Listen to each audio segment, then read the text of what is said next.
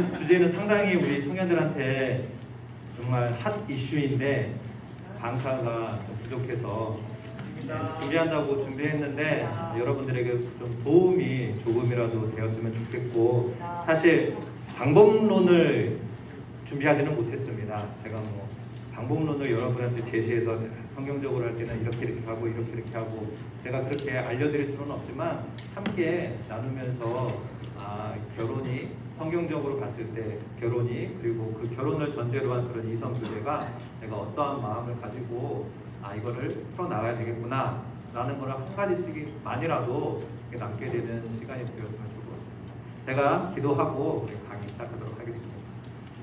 하나님 아버지, 은혜를 감사드립니다. 우리 귀한 다음 청년부 형제 자매님들과 함께 수련을 통하여서 하나님의 말씀을 나눌 수 있게 해주시면 감사드립니다. 하나님, 이 시간 우리와 함께하여 주시고 또한 우리의 마음밭을 열어주셔서 하나님의 말씀을 잘 수납하고 또한 들은 말씀, 깨달은 말씀대로 우리가 이 땅 가운데 하나님의 영광을 드러낼 수 있는 귀한 청지기의 삶을 살아갈 수 있도록 은혜를 베풀어 주시옵소서. 예수님 거룩하신 이름으로 기도드립니다. 아멘. 현재 우리나라는 예전에 비해서 성에 대해서 정말 많이 개방되어 있다라는 것을 저도 몸소 느끼고 있거든요. 왜냐하면 제 이제 자녀가 있어요. 고등학교, 큰애는 고등학생이고 둘째는 중학생인데, 사실 제가 중고등학교 다닐 때와는 비교할 수 없을 정도로 성에 대해서 상당히 받아들일 수 있는 문물들이 너무나도 쉽게, 저희 때는 사실 좀 그렇지만 잡지밖에 없었거든요. 저희 때는 잡지 아니면 비디오 테이프, 제가 학교 다닐 때는 그런 거밖에 없었는데 요즘은 그렇지 않잖아요. 얼마든지 언제나 스마트폰만 있으면 얼마든지 다가갈 수 있게 되었거든요. 그런데 문제는 저희 때보다 저희 아이들이, 그러니까 올바른 성에 대한 지식은 상당히 무지한 것 같다라는 것을 제가 아이를 키우면서도 느끼게 되는데요. 정말 우리가 깨끗하고 성스러운 이성 교제를 지향해야 하는데, 우리가 이 사회는 너무나도 개방적이어서 그 한계를 넘어서 우리의 몸과 마음을 더럽히는 그러한 죄를 쉽게 범할 수 있는 그런 세대가 되었다라는 거죠. 그래서 오늘날 성에 대한 우리의 환경이 정말 세상의 가치관에 의한 그 성경적인 가치관에 의한 성이 아니라 세상에서 말하는 이런 성이 아름답고 이런 성이 옳다라는 거에 의해서 그런 잘못된 철학, 사상으로 많이 오염되어 있음을 알게 됩니다. 따라서 성도인 우리가 하나님의 말씀인 성경을 통해서 올바른 가르침을 받는다는 것이 상당히 중요하다라는 거죠. 요즘 청년들 중에서 결혼을 꼭 해야 하느냐고 질문하는 청년들이 의외로 많습니다. 저도 이제 전에 사역지에서는 청년을 담당했기 때문에 그런 걸로 질문하는 청년들이 많았거든요. 근데 우리가 이제 한 세대를 30년으로 보잖아요. 근데 제가 청년이었던 90년대 말, 20세기 초, 2000년대 초반만 해도 대부분 청년들이 결혼은 당연히 그 때가 되면, 나이가 어느 정도 차면, 제가 29살에 결혼을 했고 그때 집사람이 25이었는데 나이가 되면 당연히 그렇게 해야 되는, 그렇게 생각을 했습니다. 그런데 한 세대가 바뀌기도 전이잖아요. 지금 이제 2022년인데 30년 세대가 바뀐 것도 아닌데 청년들의 인식이 많이 변했다라는 거죠.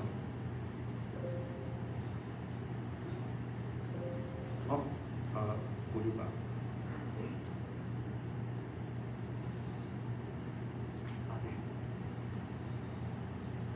이게 보이나 잘 모르겠어요. 저는 이게 화면이 클 줄 알았는데 너무 작아가지고 크게 만들었다고 하는데, 제가 통계청 자료를 봤거든요. 그래서 연도별로 결혼 건수가 어떻게 되는지, 그래서 2012년부터 최근까지 2021년도까지 결혼 건수가, 물론 인구가 줄어든 이유도 있겠지만 정말 쭉쭉쭉쭉쭉쭉 급격하게 내려가는 걸 볼 수 있죠. 물론 코로나도 있었죠. 그러니까 결혼하기도 힘들고, 그래서 건수가 자연스럽게 준다 하지만 32만 건이 넘었던 결혼 건수 2012년에, 근데 2021년에 20만 건 아래로 19만 건까지 떨어졌거든요. 그러니까 결혼이 얼마나 줄어들었는지, 그에 따라서 1인 가구 수는 2015년도에 500만이 넘었던 1인 가구가 지금 2021년 6년밖에 안 됐어요. 그런데 700만 가구가 넘었다는 거죠. 물론 이 1인 가구가 청년들만의 1인 가구는 아니죠. 전 세대별로 1인 가구지만 어쨌든 이 가운데 청년의 비중이 30%가 넘는다 라거든요. 그러니까 얼마나 많이 혼자 거주하고 결혼에 대해서 생각을 안 하고 있는지를 알 수 있다라는 거죠. 여러분 이 프로그램 아시나요? 네. 2008년도부터 시작해서 한참 2017년도까지 우리 결혼했어요. 결혼을 예능에서 연예인들이 와서 결혼해서 알콩달콩 재밌게 사는 그런 예능이 있다가 요즘은 이게 유행이죠. 나 혼자 산다. 우리 결혼했어요가 나 혼자 산다. 2013년부터 시작해서 지금까지 저희 아이들도 이 나 혼자 산다 예능 되게 좋아하고 자주 보거든요. 그러니까 사회적인 흐름 자체가 그렇게 간다라는 거죠. 결혼에 대한 것보다는 어떻게 혼자 살면서 행복하게 살 수 있느냐, 사회가 그렇게 흘러가는 거예요. 그러면 성도인 우리도 그런 시대적 흐름에 맞춰서 결혼했어요보다는 나 혼자 산다로 그렇게 가야 될까? 그거는 전혀 아니다라는 거죠.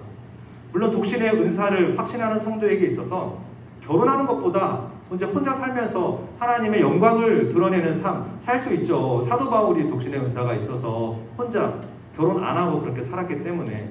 그런데 대부분은 하나님께서 처음 사람을 창조하셨을 때부터 남자와 여자를 창조하시고 또 그 남자와 여자가 결혼하여서 가정을 꾸리고 그 가정 안에서 하나님의 나라를 세워나가는 거에 대해서 하나님께서 복을 허락하셨기 때문에, 그러려면 애초부터 하나님께서 만약에 혼자 사는 것을 원하셨다면 남자만 만들지 여자만 만들거나 그렇게 해야지 왜 남자와 여자를 만들었을까요? 그렇기 때문에 우리는 이 결혼 제도, 이 결혼에 대해서 좀 더 성경적으로 어떻게 이야기하는지 더 깊이 봐야 한다라는 겁니다. 사실 결혼 제도라는 것이 인간이 타락하기 전에 하나님께서 주신 최고의 선물이라고 할 수가 있거든요.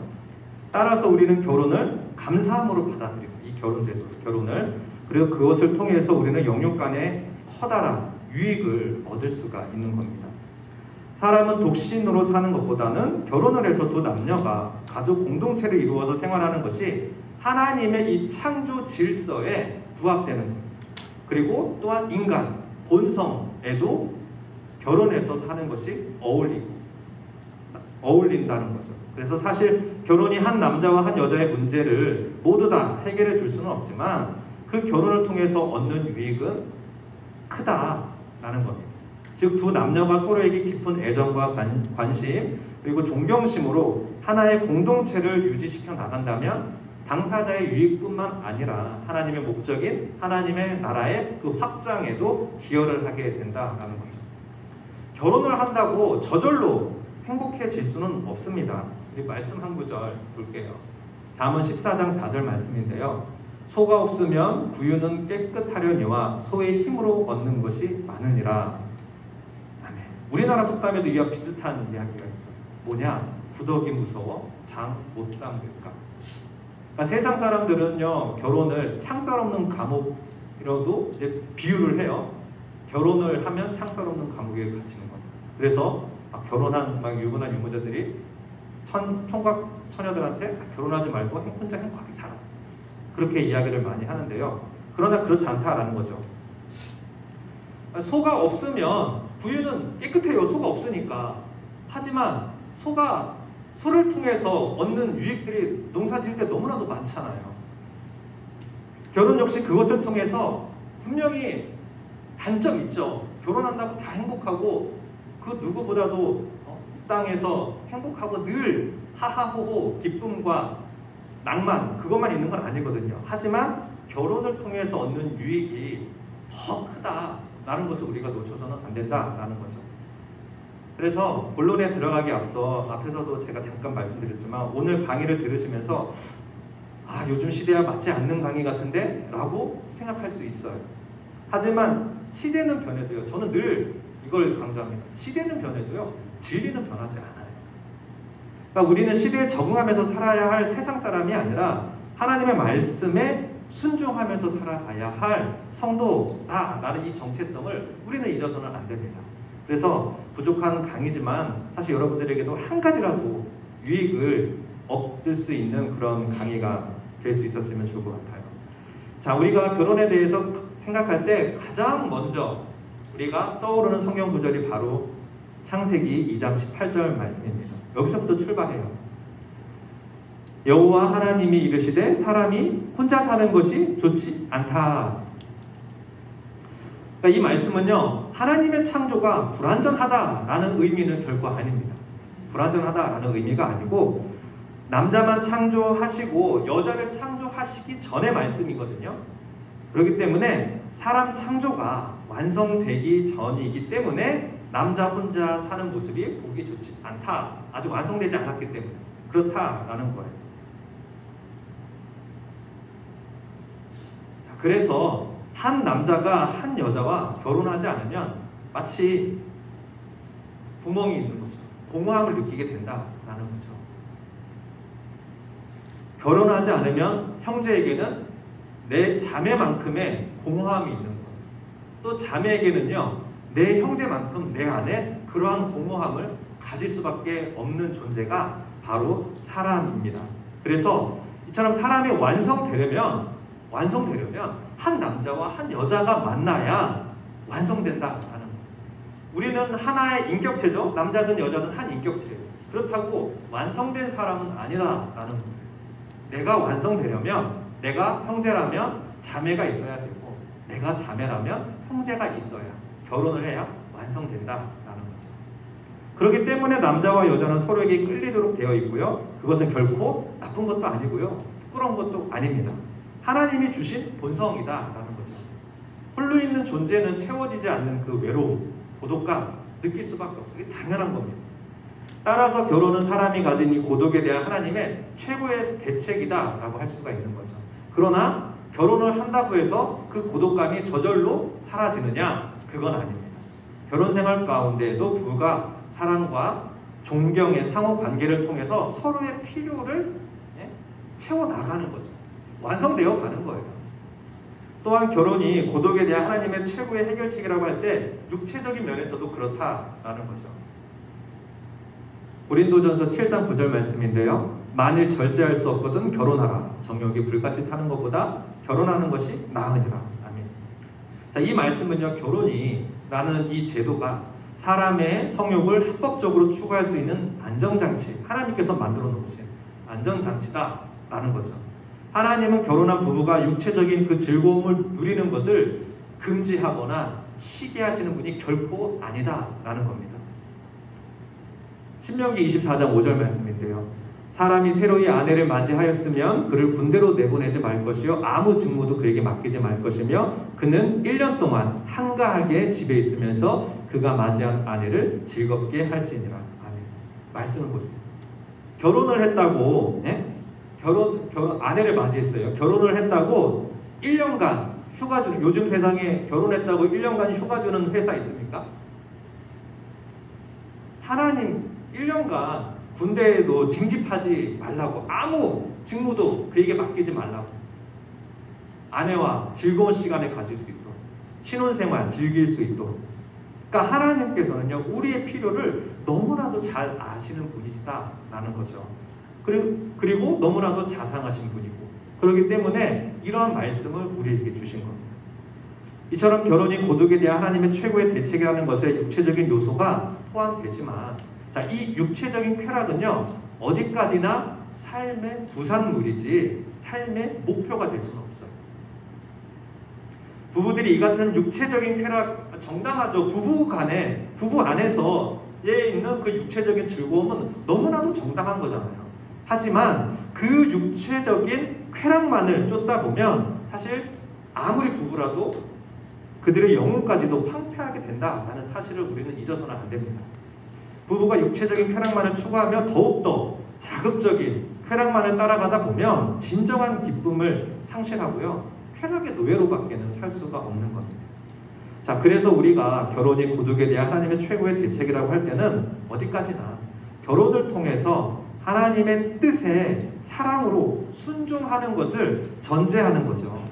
부부가 하나님의 뜻을 함께 추구하게 될 때 이 결혼이 고독을 해결하고요, 함께 그 누리는 참된 기쁨을 이 결혼을 통해서 우리 성도들에게 줄 수 있다라는 거죠. 그러면 이 결혼과 관련된 그러면 하나님의 뜻은 무엇일까요? 결혼과 관련된 하나님의 뜻. 하나님은요, 아담이 혼자 사는 것이 좋지 않기 때문에 돕는 배필을 지으셨다라고 말하거든요. 그런데 본문에서 이 성경 본문에서 돕는 자라는 말은요, 그의 부합하여 돕는 자, 그리고 그에게 상응하여서 돕는 자라는 의미입니다. 따라서 여자가 남자보다 높지도 않고 낮지도 않고, 우리가 잘 말하는 평등. 그래서 이 돕는 자란 말 속에는 두 가지 요소가 포함되어 있는데요, 그것이 바로 이 상호 조력 그리고 상호 반응이다 라는 겁니다.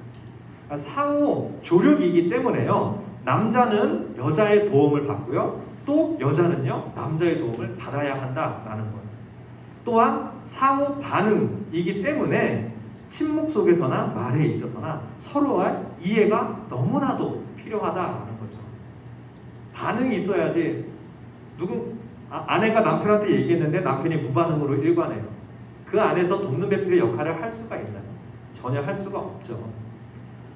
따라서 남자가 여자를, 이제 예전에는 가부장적 제도가 있을 때는 남자가 여자를 소유물로 생각을 했었죠. 큰 착각이다라는 거예요.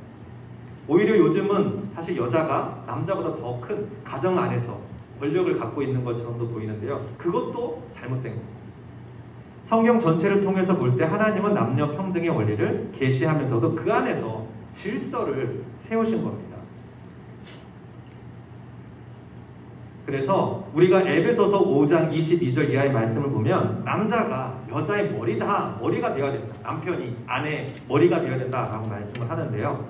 그러니까 이거 하나님께서 인간 세계의 질서 유지를 위해서 주신 권위, 질서이기 때문에 이 점은 결코 양보하거나 타협사항이 아니다라는 거예요. 이 말씀이 너무 남성 우월주의다, 그 의미가 아니에요.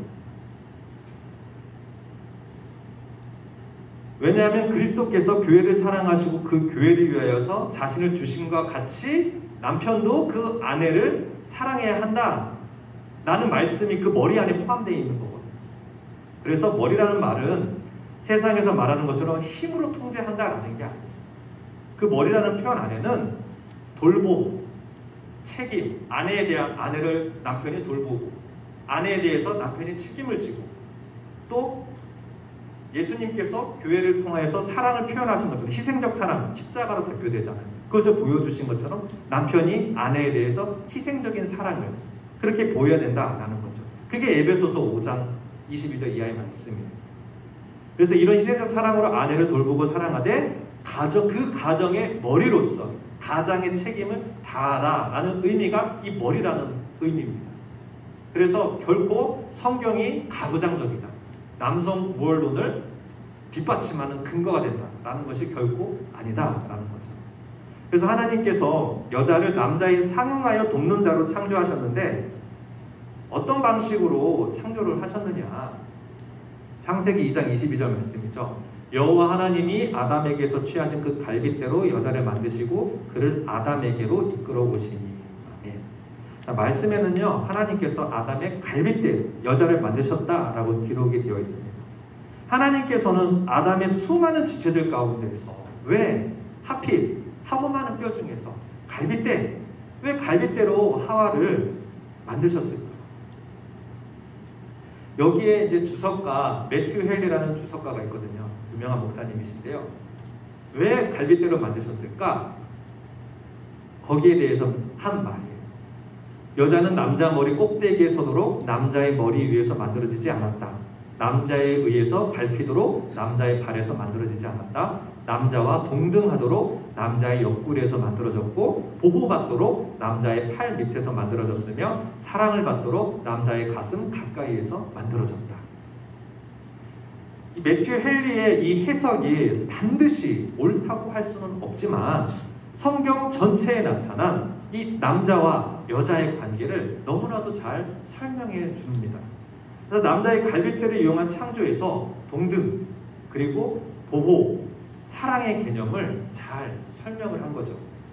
그러니까 하나님께서 갈빗대로 창조된 여자를 아담에게 데려왔을 때 이는 내 뼈 중에 뼈요 살 중에 살이로다 라고 아담의 감탄의 말을 했거든요. 그러니까 이 말은 여자가 남자의 몸의 일부다 라는 의미로서 여자와 남자는 한 몸이라는 그 하나님의 이 결혼의 신비에 대해서 드러내는 말이죠. 그래서 창세기 2장 24절에 이러므로 남자가 부모를 떠나 그의 아내와 합하여 둘이 한 몸을 이룰지로다. 이 말씀이 이 한 몸의 원리를 잘 설명을 해주는 거죠. 그런데 이 하나됨의 원리는 그리스도 안에서 실현되어야 하며, 그리고 또한 말씀에도 너희는 믿지 않는 자와 멍에를 함께 매지 말라 의와 불법이 어찌 함께하며 빛과 어둠이 어찌 사귀며 라고 말씀하는데, 고린도후서 6장 14절의 말씀과 같이 성도가 불신자와 결혼을 해서 한 몸이 될 수 없다라는 것을 성경이 우리에게 알려줍니다. 혹시라도 지금 불신자와 교제하는 청년이 계시다면 우선은 성경에 따르면, 그렇다면 그 상대방, 배우자 될 그 상대방을 전도해서 예수님께로 인도해낸 다음에 계속해서 교제를 해 나가야 하는 거죠. 결혼은 커다란 특권이면서도 엄청난 위험을 내포하고 있기 때문에 신중한 이성교제가 꼭 성도에게는 필요하다라는 겁니다. 그래서 결혼을 위해서 배우자를 놓고 우리는 반드시 기도해야 됩니다. 기도하면서 특별히 나의 유익을 위한 기도가 아니라 하나님께서 원하시는 그 뜻대로 성경에 맞게, 말씀에 맞게 이성교제하고 배우자를 만나서 결혼할 수 있도록 그렇게 기도를 해야 한다는 거죠. 결혼을요 단지 낭만, 로맨틱이라고 생각하면 안 돼요. 사랑, 로맨틱, 사명으로 생각해야 맞습니다. 성도는. 왜냐하면 하나님 나라를 확장해 나아가는 데 있어서 하나님께서 우리에게 주신 이 가정이라는 것이 가장 기초적인 단위가 되기 때문에 그런 겁니다. 여러분들은 결혼을 사명이다, 결혼도 사명이다 라고 생각해 보신 적이 있으신가요? 결혼이 사명이다. 우리가 사명이라고 하면 딱 떠오르는 이미지가 있잖아요. 사명. 근데 그 이미지에 분명 결혼은 없었을 거라 생각해요. 결혼이 무슨 사명이야 라고 생각할 수가 있습니다. 하지만 하나님의 자녀인 우리는 결혼도 사명이라는 인식이 분명히 있어야 됩니다. 하나님께서 하와를 아담의 돕는 배필로 만드셨을 때부터 아내는요 하나님께서 남편에게 준 그 거룩한 사명을 함께 공감하고 또 확신하고 붙들어주고요. 남편이 갖고 있던 그 사명이 희미해졌다면 옆에서 돕는 배필로서 그 희미하던 것을 분명하게 만들어주고, 또 만약에 연약해졌다 하면 돕는 배필로서 그 남편을 강하게 만들어줘야 하고, 지지부진하다 그러면 옆에서 밀어주고 끌어주고 하면서 그 사명을 감당할 수 있도록 그렇게 역할을 감당해야 된다는 거죠. 이러한 사명감이 배필로서 하나님께서 하와를 만드신 큰 목적이 되거든요. 근데 그게 꼭 하와의만 역할이냐? 그게 아니죠. 아까도 말씀드렸다시피 남편도 아내에 대하여서 그렇게 할 수 있도록 서로가 사명을 잘 감당하게 할 수 있도록 서로 도와줘야 한다라는 거죠. 상호 조력할 수 있게. 그래서 많은 사람들이 사랑을 해서 결혼을 한다고는 말해요. 즉 결혼의 제일 목적이 사랑이라는 거죠. 사랑하기 때문에 결혼하고 또 헤어지면 보고 싶고. 근데 사랑하는 사람과 평생을 행복하게 사는 것, 그래서 결혼을 한다라는 건데 안타깝지만 이것이 성도에게 제일의 목적이 되어서는 안 된다라는 거죠. 우리가 잘 아는 말씀인데요. 고린도전서 10장 31절 말씀입니다. 그런즉 너희가 먹든지 마시든지 무엇을 하든지 다 하나님의 영광을 위하여 하라. 자, 우리가 결혼이 사랑하는 사람과 평생을 행복하게 사는 것이 제1 목적이 되려면 그러한 삶이 하나님의 영광이에요. 지금 고린도전서 10장 31절에서 말하는 이 하나님의 영광에 내 결혼이 어떤 영향과 의미가 있는지 증명이 돼야 돼요. 제1 목적이 사랑이 되려면. 저는 사랑과 행복의 가치를 폄하하려는 게 아닙니다. 사랑과 행복은 분명 사람에게 있어서 매우 중요한 가치죠. 하나님께서 주신 그것도 은혜의 하나예요. 은혜의 방편입니다. 그런데 이것들이 제1의 가치가 되면 그것은 결혼 생활의 축복이 아니라 걸림돌로 작용할 수 있다라는 거죠. 그래서 우리가 결혼에 있어서 제일 목적이 사명이 되어야 되느냐, 아니면 제일 목적이 나의 사랑의 실현, 나의 행복의 추구 이거냐 고민을 해야 돼요. 그래서 내가 이 결혼이 사랑하기 때문에 행복하기 위해서 그것만 가져서는 안 된다는 거죠. 내가 이 형제와 내가 이 자매와 결혼을 해서 하나님의 영광을 어떻게 나타낼 수 있는지 그러한 고민이 우리에게 필요하다라는 겁니다. 성도가 거룩한 목적과 거룩한 사명 아래 진실하게 살아가며 하나님께서 주시는 은혜로 행복을 느끼게 되고, 또 그 행복은요 하나님께서 주신 것이기 때문에요 세월이 흘러도 변함이 없어 그 행복은. 그러나 내 자신이 본인이 추구한 행복은요 변질될 수 있고 그에 따라서 자기 자신에게 독이 될 수 있다라는 거죠. 인간은요 절대로 객관적일 수가 없습니다. 모든 사람은 상대적이고요 주관적이에요. 판단할 때 시시각각 변하는 이 주관에 따라서 사람의 사랑과 행복은 언제든 변할 수 있다라는 약점이 있어요. 사랑한다면서 많이 들어봤죠? 사랑한다면서 사랑이 왜 변해? 연애할 때는 안 그랬는데 결혼하고 나더니 이 사람 변했네 이렇게 되잖아요. 이런 말이 왜 나와요? 예를 들어 볼까요? 여러분 유치원 다닐 때 마이쮸 하나 손에 딱 쥐고 있으면 행복하지 않았나요? 여러분 유치원 때는 마이쮸가 없었나요? 죄송합니다. 더 어리게 봤군요. 저희 아이들은 하리보, 마이쮸 이런 거 유치원 가기 전에 딱 하나 쥐어주고 가면 세상을 다 얻은 것처럼 기쁜 마음으로 유치원을 가던데, 그리고 또 뭐 선물할 때 성탄절이나 생일 선물할 때 또 뭐 카브 막 그런 거 캐릭터 로봇 이런 거 사주면 최고로 행복하죠. 그런데 불과 10년 15년이 지난 지금 저희 고등학생 아들한테 큰아들한테 마이쮸 하나 딱 지어주면 우리 큰아들이 너무나도 행복해서 만면에 미소를 띄우고 학교를 갑니까? 아니죠. 우리가 성숙해 가고 커갈수록 행복에 대한 욕구는 변하는 거예요. 그죠? 그러니까 지금 20대 여러분 20대 30대 본인이 생각하는 행복이 있잖아요. 아 행복은 이런 거야 라는 게 있어요. 사랑이란 이런 게 사랑이야 라는 본인의 주관적인 기준이 다 있다고요. 그런데 그 척도로 그 욕구를 만족시켜줄 그 대상을 찾잖아요. 아, 이 형제라면, 아, 이 자매라면 내가 생각한 그 사랑, 내가 생각한 그 행복 만족시켜 줄 거야 라고 생각을 하고 이성교제를 하고 결혼까지 꾸려나게 되는 거잖아요. 그런데 10년, 20년 지난 후에도 자신의 주관이 변하지 않는다 라는 법이 없는 거예요. 자신의 주관은 늘 사람의 주관은 변하게 돼 있어요. 변한다고. 그렇게 되면 이 결혼은 분명히 목사님께서 주례하고 교회에서 정말 성스럽게 결혼을 했는데 10년 지나서 20년 지나서 이혼하는 가정 왜 생겨요? 축복이 아니라 걸림돌이 되는 거죠. 출발부터가 잘못된 출발을 하기 때문에 그렇게 된다라는 겁니다. 하나님의 말씀은 항상 우리에게 중요한 것을 가르치거든요. 로마서 14장 7절부터 9절 말씀인데요. 우리 중에 누구든지 자기를 위하여 사는 자가 없고 자기를 위하여 죽는 자도 없도다. 우리가 살아도 주를 위하여 살고 죽어도 주를 위하여 죽나니 그러므로 사나 죽으나 우리가 주의 것이로다. 이를 위하여 그리스도께서 죽었다가 다시 살아나셨으니 곧 죽은 자와 산 자의 주가 되려 하심이라. 아멘.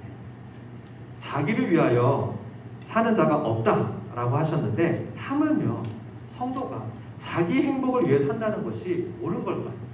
내 자신의 행복만을 추구하면서 하나님께서 나에게 달란트를 주시고 사명을 주시고 나로 하여금 살도록 이렇게 다 마련해 주셨는데 나 혼자 행복하게 살기 위해서 사는 것이 성도의 올바른 삶일까요? 성도는 살아도 주를 위해서 살고 주를 위해서 죽는 것이 바로 성도입니다. 이것이 성도가 마땅히 품고 살아가야 할 삶의 대원칙이에요. 그러니까 우리가 주를 위하여 산다는 것은 주께서 우리에게 요구하시는 것들을 깨닫고 그 요구에 순종하면서 반응하면서 사는 겁니다. 이런 원칙을 버리고 자신의 감정에 따라 배우자를 구하고 또 그렇게 살아간다면 우리는 성도로서 거룩하신 그 하나님의 뜻을 이루어드리지 못할 뿐만 아니라 자기가 정말 바라던 그 행복도 얻을 수 없게 된다는 거죠. 그건 개인뿐만 아니라 부부도 마찬가지예요. 부부. 자신의 삶에 이런 원칙이 바로 세워져 있다면 배우자를 구할 때에도 이 원칙이 기준이 되는 거예요. 그래서 이런 기준이 세워진다면 세상에서 말하는 배우자의 능력, 외모, 학력 더 이상 기준으로서의 역할을 하지 않게 된다라는 거죠. 대신 하나님의 사명을 감당하는데 그 삶에 이 형제가, 이 자매가 함께 할 수 있느냐, 그게 중요한 지표가 되는 거죠. 하나님의 말씀은 사람의 장래일을 알 수 없다라고 선포를 합니다. 전도서 10장 14절 말씀이죠. 우매한 자는 말을 많이 하거니와 사람은 장래일을 알지 못하나니 나중에 일어날 일을 누가 그에게 알리리요. 아멘. 사람은 장래일 전혀 알 수 없어요. 하지만 무슨 일을 할 것인지 정하고 나아가게 될 때, 아, 이 방향이 내가 지금 가고자 하는 이 방향이 옳은지 그른지만은 알 수 있죠. 그 방향을 따라가면서 어떤 일이 구체적으로 어떻게 벌어질지는 모르지만 아, 이 방향은 어느 정도 맞는 것 같아 라고 알 수는 있죠. 하나님께서 그거를 방향을 알 수 있는 거는요, 하나님께서 우리에게 주신 그 달란트, 은사가 중요한 척도가 됩니다. 그래서 자신의 달란트가 무엇인지 깨닫고 그 달란트가 낭비 없이 사용되어지는지 늘 생각하는 거예요. 그래서 무슨 일을 하기에 앞서서 무엇보다도 먼저 이 일은 내가 주님을, 예수님을 사랑하기 때문에 하는 일인가 점검을 하는 거예요. 그리고 이 일을 하기 위해서 충분한 달란트가 나에게 있는가 점검을 하는 거죠. 그리고 그 달란트를 사용하면서 내가 지금 하나님을 경험하면서 이 땅을 살아가고 있는가 라는 걸 점검하는 거예요. 그러면 아, 내가 지금 가고 있는 길이 맞구나 알 수 있다라는 거죠. 구체적으로 어떻게 해야 되는지 그거는 모르지만 대략적으로 내가 지금 잘 가고 있구나, 하나님을 경험하고 있기 때문에 알 수 있다라는 거죠. 그런데 결혼도 이 같은 원리가 적용되는 거예요. 내 배우자를 선택할 때 내가 그를 그냥 감정적으로 사랑하기보다는 내가 주를 더, 예수님을, 하나님을 사랑하기 때문에 그 사람을 선택할 때 주님께 훨씬 더 내가 유용한 도구가 될 수 있느냐라는 것을 점검을 해야 된다라는 거죠. 내가 그 사람과 결혼함으로써 내 달란트가 낭비되지 않고 충분히 사용될 수 있는 부부로서의 삶을 살아갈 수 있느냐 점검하고, 또 하나님께서 나를 배우자 앞으로 한 걸음씩 인도하신, 아, 이 사람은 정말 하나님께서 나에게 주신 배우자가 맞구나, 이 만날 때마다 교제할 때마다 그걸 경험하는 거죠. 하나님을 경험하면 아, 이 친구가 맞구나 라는 것을 우리가 알 수 있다라는 거죠. 우리가 참 고민되잖아요. 지금 내가 사귀고 있는 이 형제가, 이 자매가 정말 내가 기도하면서 하나님께 받은 그 배우자가 맞느냐 고민스럽잖아요. 그런데 이성 교제를 하면서 그거를 보는 거예요. 아, 내가 지금 하나님의 뜻에 온전히 순종하면서 살고 있는지, 우리가 이성 교제를 하면서 정말 하나님을 경험하면서 살고 있는지, 그거를 보면 아, 맞구나 알 수 있다라는 거죠. 맞다 싶으면 어떻게 해요? 결혼하는 거죠. 뭐 능력, 외모, 학력 재고할 필요가 없다라는 겁니다. 만약 하나님께서 내게 주신 달란트가 5달란트라면 이 자매를 만났을 때, 이 형제를 만났을 때 나의 그 5달란트가 10달란트가 된다 하면 무조건이죠. 잡아야죠. 그런데 내가 이 자매를, 이 형제를 만났는데 나의 5달란트가 2달란트가 되고 1달란트가 되고 땅에 묻는 그런 모습을 내가 보이고 있다면 그 친구하고는 더 이상 미래를, 장래를 함께해서는 안 되겠죠. 헤어져서는, 내가 아무리 사랑하고 헤어져서는 단 하루를 살 수 없다라고 느껴질지라도 그것을 무릅쓰고라도 그 형제나 자매와 결혼을 한다면 그거는 하나님 앞에서 절대 정당하지 못한 선택을 하게 됩니다. 혹시라도 사랑하고 정이 들어서 이제는 헤어질 수 없다라고 한다면 참 문제죠. 따라서 본인이 처음 시작할 때부터 주의를 해야 돼요. 그래서 그 생각을 하고 이성 교제를 하려 치면 썸 있잖아요. 썸 단계에서 이미 교제하고 오랫동안 막 3년, 5년, 10년 이성 교제하면서 그렇게 하기보다는 혹시라도 썸 단계에 있다면 객관적으로 그때는 사랑을 이미 사랑하는 단계가 되면 눈꺼풀에 뭐가 씌어서 객관적인 판단이 좀 힘들어요. 하지만 썸 단계에서는 충분히 가능합니다. 그래서 더 깊이 가기 전에 정말 기도하면서 이 형제, 이 자매가 맞는지 정말 하나님 앞에서 주신 그 달란트를 온전히 사용하면서 하나님께서 2달란트 남기고 5달란트 남긴 그런 충성된 청지기처럼 나도 그렇게 그런 삶을 이 자매와 이 형제와 살 수 있는지 확신이 든다면 열심히 교제하고 결혼하고 그래야 되겠지만 그게 아니라면 과감하게 내려놓을 수가 있어야 됩니다. 그래서 누군가를 만나서 교제하기 전에 앞에서 말씀드린 이런 원칙을 세운 그 원칙에 따라서 우리가 교제를 시작을 해야 한다라는 겁니다. 하나님께서 우리에게 달란트를 주신 목적은 당신의 영광을 위해서 사용하고 남기라는 거잖아요. 이러한 것들이 무슨 일이든지 그 기준이 되지만 특히 결혼에 있어서도 매우 중요하다라는 거죠. 우리는 이 원칙 하에서 배우자를 구해야 합니다. 분명 로맨틱한 기준은 아니죠. 로맨틱한 기준은 절대 아니에요. 하지만 하나님의 말씀의 터 위에서 우리는 훨씬 더 냉정하게 우리는 결정을 해야 돼요. 냉정하게. 그것이 우리가 살 길입니다.